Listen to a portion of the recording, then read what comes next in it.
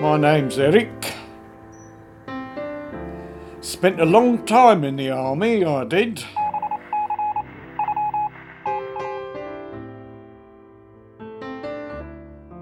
That's where I met my wife, actually, on Salisbury Plain. During an exercise on Salisbury Plain.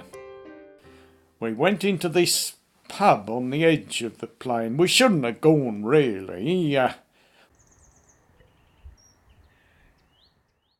We weren't supposed to go, but we was dying for a beer.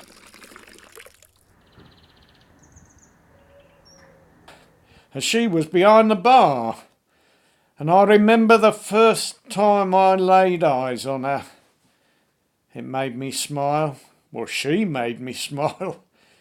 And she never stopped making me smile ever afterwards. Of course, it wasn't long before I got to know her fairly well, because when the exercise was over, I went back to the pub. Was one of the first things I did, of course.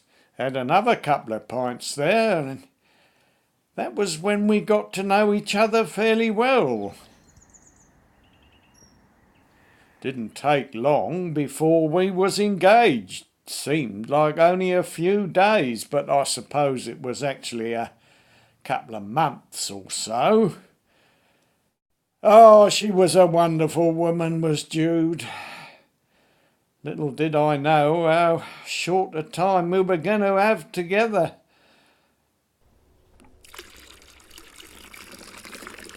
I was hoping to celebrate me 50 years of marriage about now, but it was 15 years ago I lost her.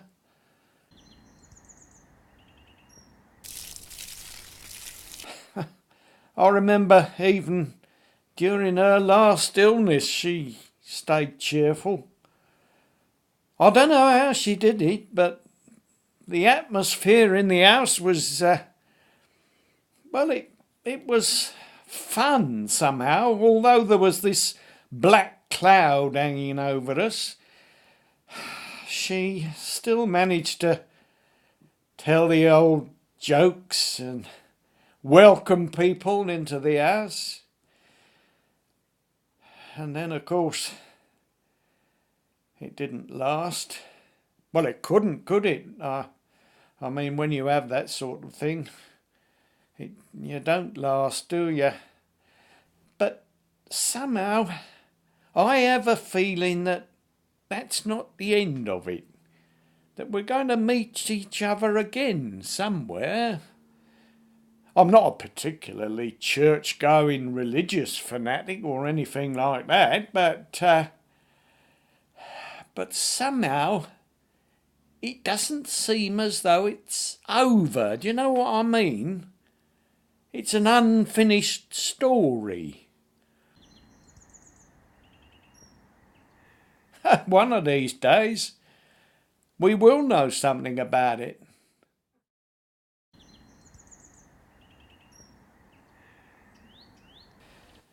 But I've been very lucky. I've had some very good neighbours, and one of the best has been Dan.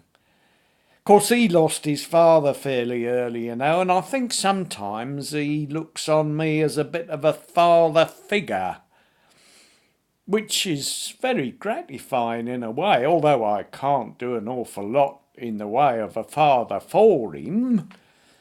But in a way, it's reciprocated, you know, because in some ways I look on him as a son. Because I never had a son, you see. I mean, I had Elizabeth, and God knows she's wonderful. Wonderful girl. Do you see her much?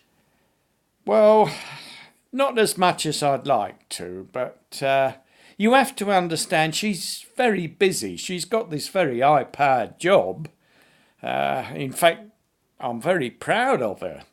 She's got this senior executive position now. But it does mean that she doesn't really have a lot of time to come and visit me. I mean, it's understandable. You can see what the situation is. But Dan somehow makes up for a bit of that.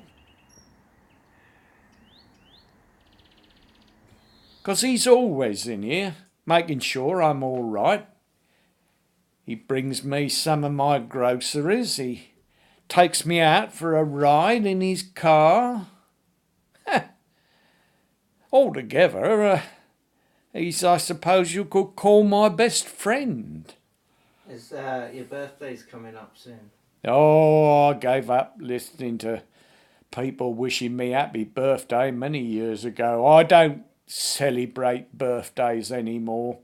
It's a bit depressing, really. Is Elizabeth going to take you out, do something special? Well, yes, that's the plan. She's managed to get time off her busy job and has invited me out to lunch on my birthday. So that's going to be quite an occasion. I don't very often get out to lunch or to do much else, to tell the truth. But, yeah, I'm looking forward to that. It'll be a great day.